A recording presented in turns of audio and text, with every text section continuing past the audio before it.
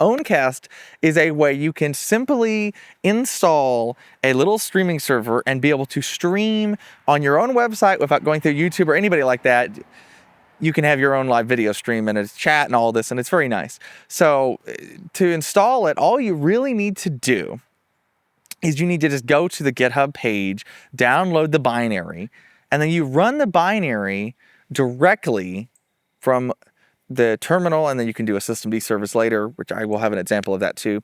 But what you'll do once that you get everything up and running is then you're going to have you'll put in the IP address of the machine you're on, or localhost, I think it's 8080. Then you do admin, and then it's ABC123 for the password. Once you log in with this, you can go in with this dashboard and change your streaming keys. You can have multiple ones if you want different people to have different keys that you can revoke, that you all share a server.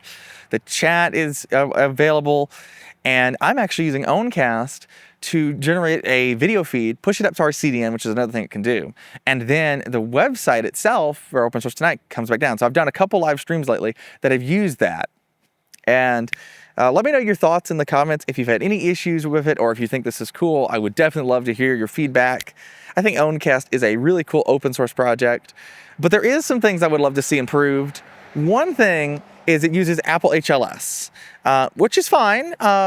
I don't really have a problem with that so much. I just would like them to implement the AV1 support. It's officially supported in HLS now, AV1, but they don't use it. They only use H.264.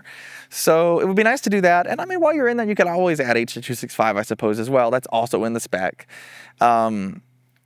And, you know, maybe even unofficial support for like VP9. Like Twitch, I know, for example, will embed VP9 in HLS, even though it's not officially supported, but some browsers, some systems will play it. I do know, for example, that the Roku boxes, if you do that, I've done that before testing, will play a HLS feed using VP9 video. So you can do it. It's a little picky, but it is possible. So anyway, let me know your thoughts, everybody. Thank you so much for watching Open Source Tonight.